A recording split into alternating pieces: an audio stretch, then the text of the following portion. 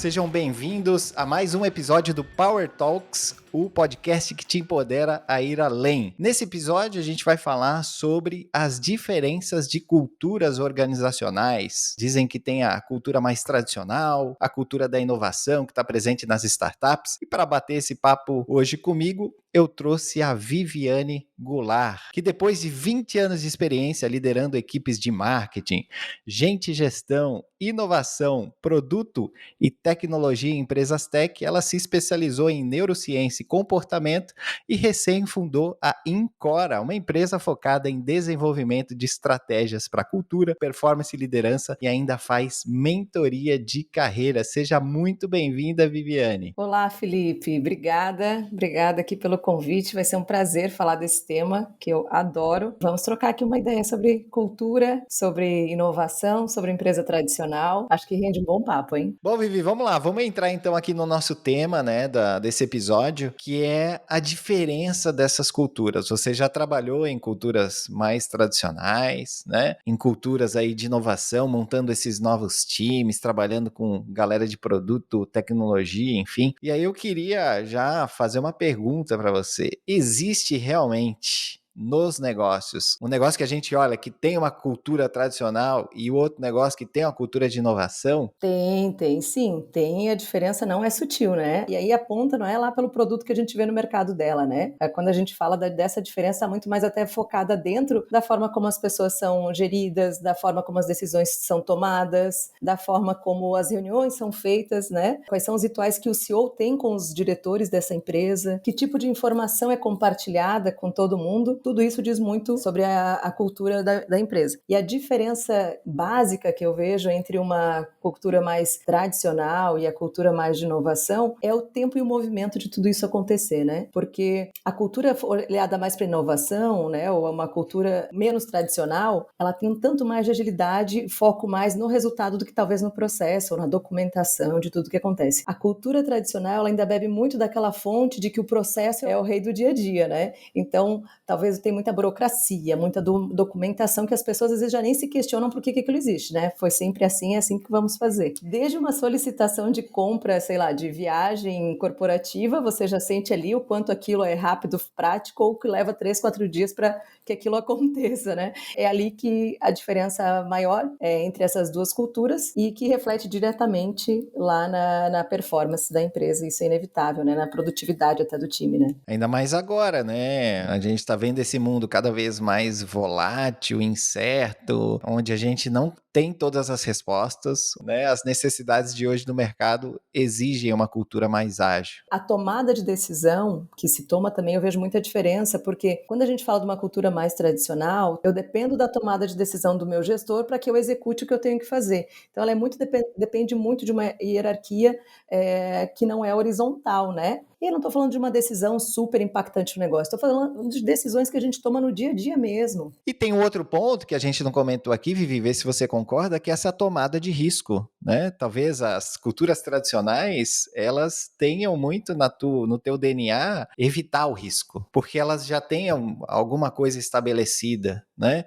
O ser humano, ele tem disso, né? Ele quer proteger o status quo, Sim, né? esse é um ponto super importante também, porque se a gente está falando aqui de uma cultura de inovação, uma premissa é teste, erro com aprendizagem. Se eu parto do princípio que eu tenho medo de errar, eu já não testo, eu já não inovo. Eu já não vou pensar numa coisa diferente nem propor, porque se não der bom, o que o meu gestor vai fazer, né? E isso eu vi muito acontecer, né? Em grandes empresas que passei, e a gente lá querendo fazer um processo de inovação, testar e errar, e todo mundo querer se cercar de muitos artefatos para não ter erro nenhum. Só que aí esse processo até torna tudo mais moroso. Vamos escolher aqui qual é o menos campo de risco, onde errar não seria um desastre, e fazer um teste pequeno. Mas eu tenho que ter essa minha cultura aberta, né? Então, por que eu falo tanto que a cultura é muito do movimento de liderança? Quando acontece um erro, como é que é o comportamento desse CEO? Com a reação, né? Qual é a reação dele? Então, isso que vai dizer muito de como que a gente vai reagir a erro, experimentação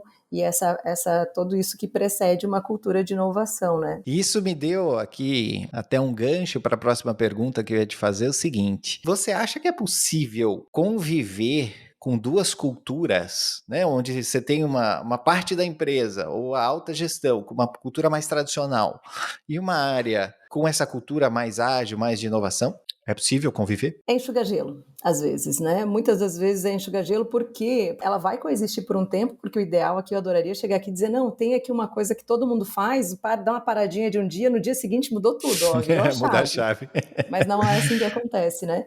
Então, Uhum. isolar essa decisão em alguma área ou acreditar que os próprios labs, né, eles podem ter sucesso, um lab de inovação pode, ainda mais quando dedicado a desenvolver um produto paralelo ao que está ali e vai ter uma liberdade maior de testar, prototipar, mas ele só vai ter sucesso se lá no CEO, na alta liderança da empresa, essa transformação já aconteceu. Não acontece porque cultura é o ritmo que eu dou todos os meus dias para a empresa. São esses inputs de como eu falo, de como eu faço meus rituais de gestão, de como eu tomo decisão, de como eu estou aberto a erro, né? Uhum. Então, não vai funcionar. Até porque você pode até começar isolado, né? Mas uma hora isso vai ter que ser comunicado, vai ter que ter essa interação. E aí, que tipos de conflitos acontecem no ambiente desse, assim, Vivi? Eu acho que o conflito ele tem que existir de uma forma bem saudável, né? Então, o conflito que não é legal é aquele que eu tenho aqui uma equipe ou eu tenho uma área e a gente começa a pensar em processos de inovação. Esse tipo de tomada de decisão ele entra muito em conflito, porque quem está na gestão já há muito tempo, então vamos lá, numa empresa de muitos anos,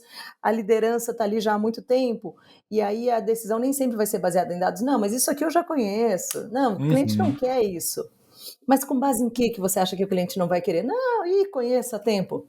Você quer fazer, mas você não está aberto para uma tomada de decisão diferente da sua e que vem com base em dados. Então, o primeiro choque é esse, de como se toma decisão, né? O segundo, um outro conflito realmente é quando a gente começa a questionar mas por que o processo precisa ser assim? Mas por que precisa de tudo isso? Está tanto tempo já um processo engessado numa empresa tradicional que ninguém sabe.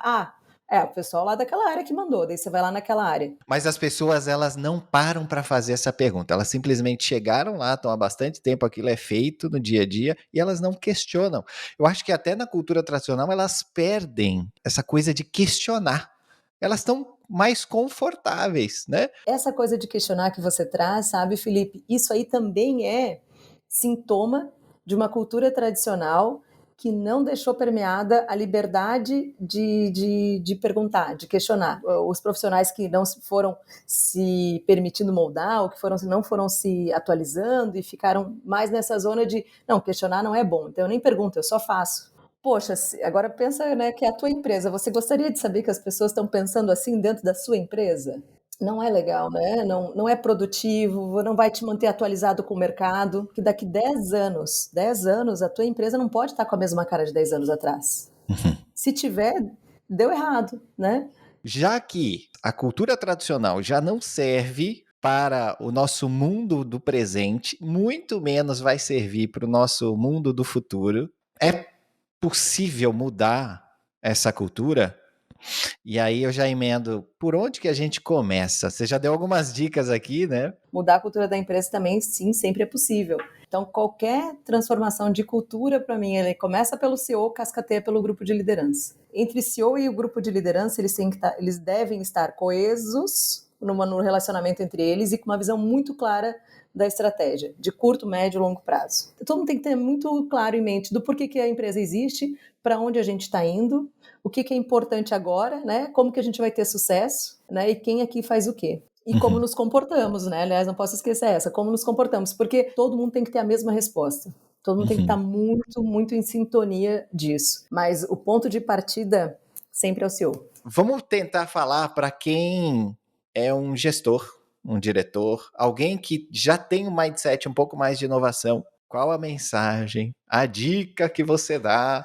É, larga a mão e vai para outra empresa? Procura uma empresa que você tenha fit cultural? O que é, Vivi? Vamos lá. Uma dica que eu dou, perguntem. Também questionem a cultura da empresa que vocês vão entrar e, de um modo geral, para os profissionais, né, independente de cargo de liderança ou empreendendo, eu acho que a gente tem que estar muito aberto a aprender de novo, a desaprender, a olhar para frente, sempre se fazer uma autoanálise, se conhecer, né? Onde estão aqui as minhas potências? Onde eu sei que eu preciso me desenvolver e eu sou aberto quanto a isso, né? Ninguém sabe tudo e nasceu sabendo tudo. Então, eu acho que quanto mais a gente também investe enquanto profissional em autoconhecimento, desenvolvimento pessoal, né? Dirigir a sua própria carreira, você não esperar, porque é incrível, a gente está em 2023, mas ainda tem muitos profissionais que acreditam que a empresa tem que investir nelas para elas se desenvolverem. Uhum.